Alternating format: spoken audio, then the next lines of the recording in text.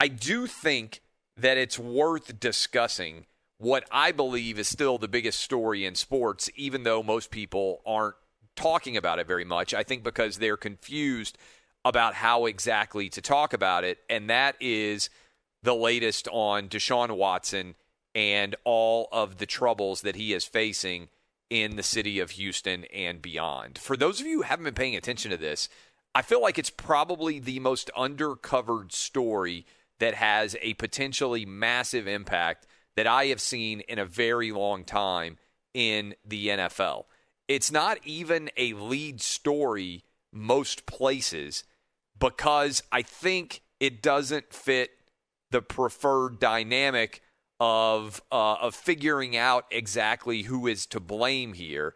And so most people in the sports media are pretending this story doesn't exist. But let me go ahead and tell you what's going on. Deshaun Watson has been accused, according to Tony Busby, who is a big-time plaintiff's attorney in Houston. He says he's got 12 different women who are preparing to file sexual assault lawsuits against Deshaun Watson.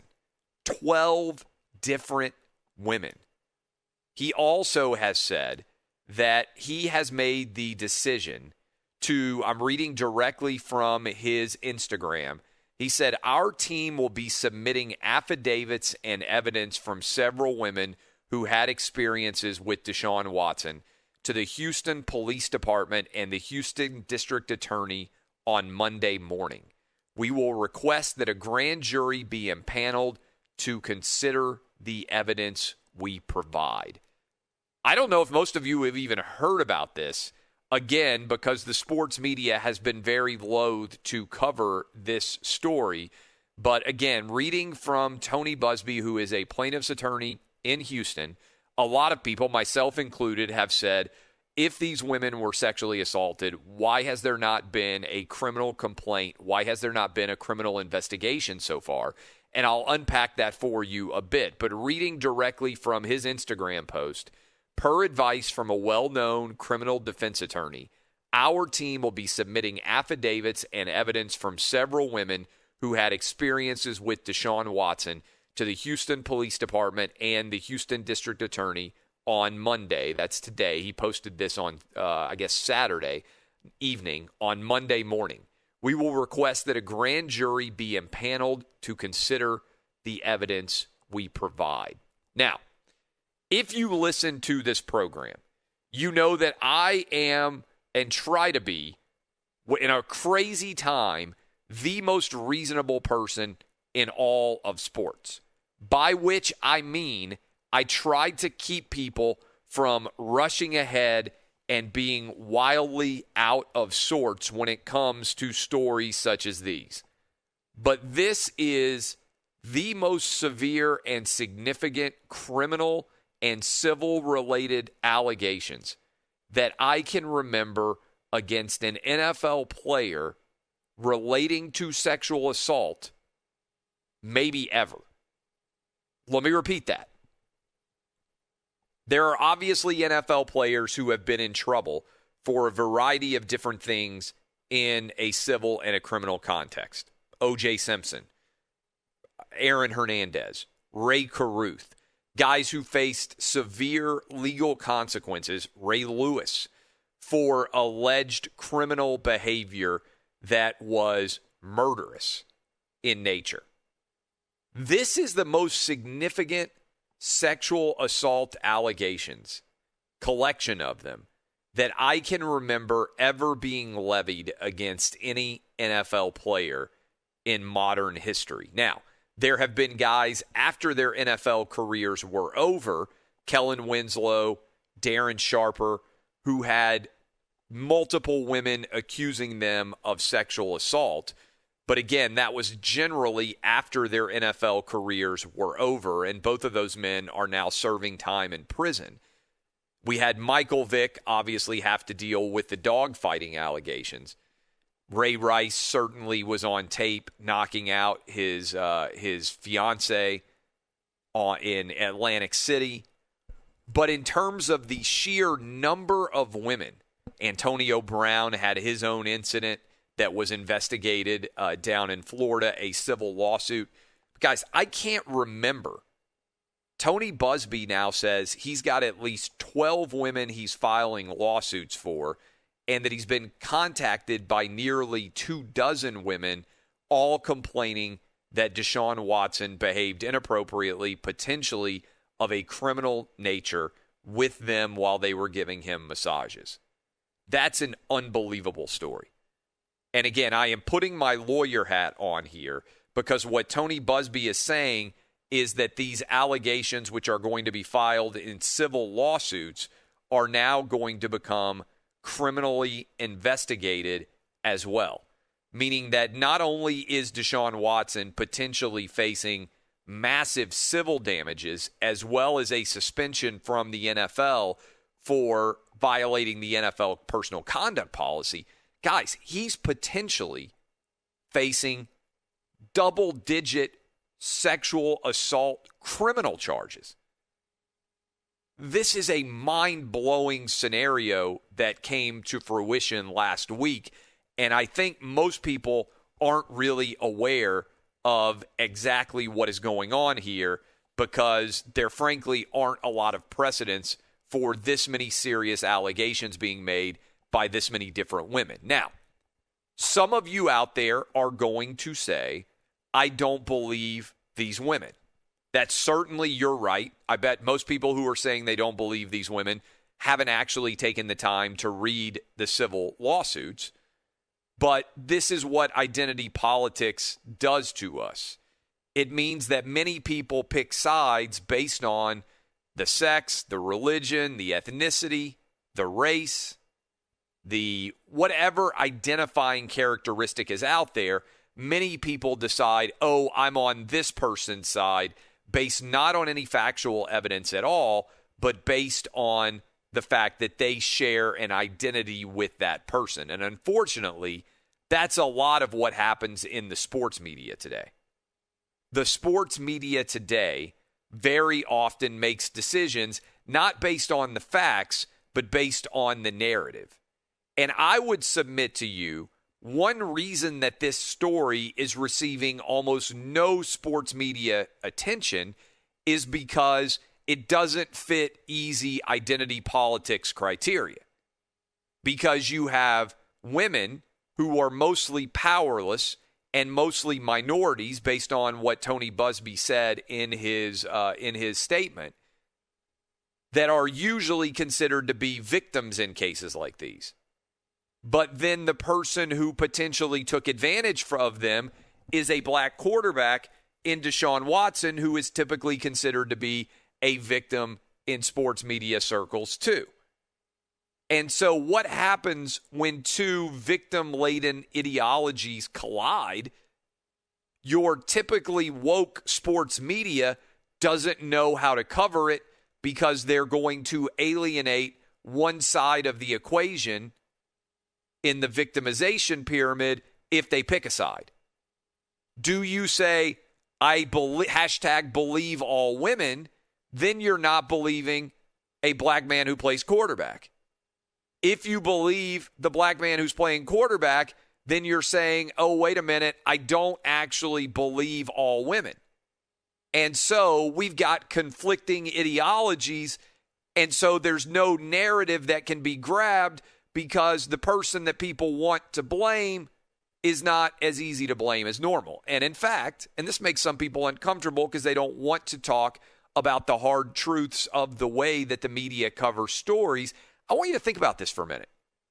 Think about the way that Peyton Manning's alleged mooning was covered by ESPN when it became a big story in the wake of the Carolina Panthers losing to the Denver Broncos in the Super Bowl several years ago. Cam Newton didn't shake hands. He stormed out of his post-game press conference. And as a result, that imbecile Sean King, social media woke warrior, decided to go back into Peyton Manning's history and draw up 20-year-old allegations from when he was in college about when he mooned a trainer or in some way dropped his pants in a trainer's vicinity at the University of Tennessee. And ESPN covered that story 20 years after Peyton Manning had been an athlete at the University of Tennessee, like it was Watergate. They put all their investigative reporters on it. They covered it for days. If you doubt me there, think about what they did just recently to Drew Brees when Drew Brees had the audacity to say he stood for the national anthem to show respect for his two grandfathers who fought in World War II, and that he thought kneeling was disrespectful. You would have thought, based on the way that ESPN covered him, that Drew Brees had come out in favor of ISIS or some other ridiculous political ideology, as opposed to saying what the majority of Americans believe, which is you should stand for the national anthem. Are there some people who disagree? Yes. The woke warrior subset disagrees. The majority is on Drew Brees' side, but you never would have known that if you listened to the media coverage in the wake of Drew Brees. Peyton Manning gets crushed, 20-year mooning incident. Drew Brees gets crushed for saying he's standing for the national anthem. Got a homework assignment for you. Find one ESPN analyst who is aggressively saying hashtag he or she believes all women in the wake of this Deshaun Watson huge mess. What happens in cases like these is people don't know how to handle them because the fan base is going to be alienated in some way. This is starting to happen a lot in the world of sports. Another good example right now is the woke sports media doesn't really know how to handle transgender athletes who used to be men competing against women and crushing them. For most of you out there right now, you're going to say people who were born men should not be able to compete against women. And certainly you shouldn't be able to identify as a woman and go out and completely dominate women's sports. Feminists have fought hard on behalf of Title IX to give women the opportunity to compete at the highest possible level.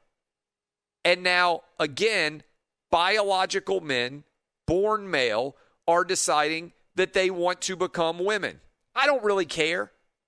I've said this for a long time. If you're an adult and you want to do something that makes you happier, do it. If you're a consenting adult and you're into something that is going to make you happier and it isn't illegal, do it. But I also understand why, if you are in high school and you're a girl who's listening to me right now, or you're a dad or a mom or a grandma or a grandpa, and you've watched your daughter train her entire life to try to become successful at a sport, and then you're in the state of Connecticut and a biological man decides to say that he's actually identifying as a woman, and he sets 15 girls' state records in the state of Connecticut, which happened, I can see why a lot of people would say, yeah, that doesn't feel right. The fastest woman in the history of the world was beaten, her time was, by 300 high school boys in the most recent full year that we had high school state championships. Dub, look this up and confirm it. I believe Allison Felix is the fastest woman to ever exist in the world. 300 high school boys in 2019 beat her time. 16, 17, 18-year-old boys crushed the fastest woman in the history of the world. That's not her fault. Men are bigger, stronger, and faster. So it stands to reason that if people who are bigger, stronger, and faster suddenly get to identify as women, that they're going to be more successful. And so what you're ending up with is identities colliding. And by the way, the flip side doesn't happen. If a woman decides she wants to identify as a man, she isn't able to compete in male athletics and be successful at all because biologically she doesn't have the strength, the size, or the ability to compete with men, even if she's deciding to identify as a man. So we're really only talking about the issue of transgender athletes impacting one side of the equation. Am I correct, Dub, about Allison Felix? Yeah, you are. Her lifetime best for the 400-meter run is 49.26 seconds. Based on data in 2018, nearly 300 high school boys in the United States alone could beat that. I said 2019. My apologies. 2018. Think about that for a minute. Her lifetime best in the 400-meter is not as good as nearly 300 random high school boys in 2018.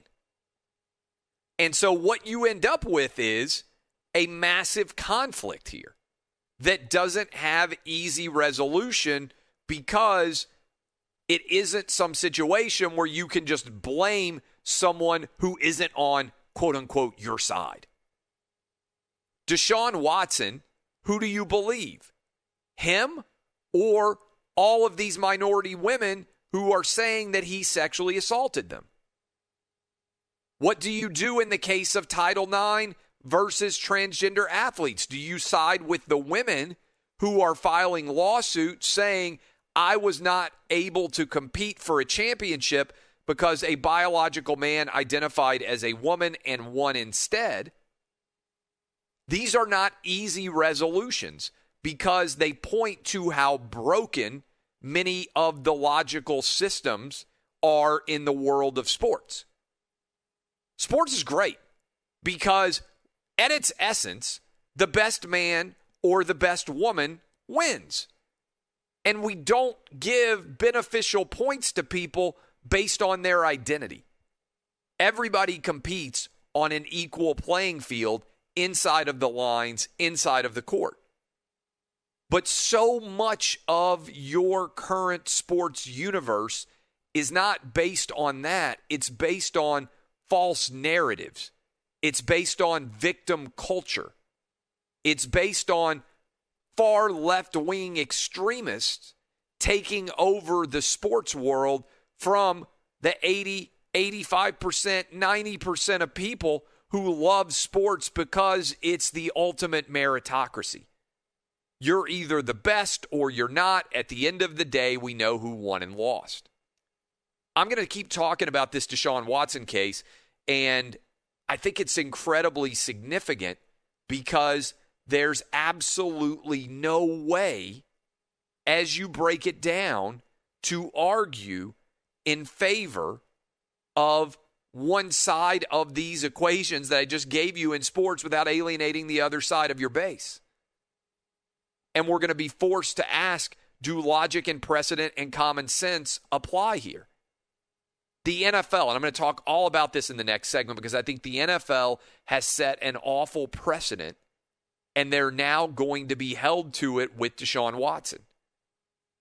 For years, over a decade, I have been arguing that the NFL was failing in a major way when it came to the NFL personal conduct policy. Because the NFL personal conduct policy requires suspensions before we even know what the truth of a story is. I argued in his favor. Those of you who are longtime listeners, I argued in favor of Ezekiel Elliott not being suspended because it was investigated, the allegations of domestic assault. I don't think that you could even make it more likely than not that Ezekiel Elliott had behaved inappropriately. He got suspended.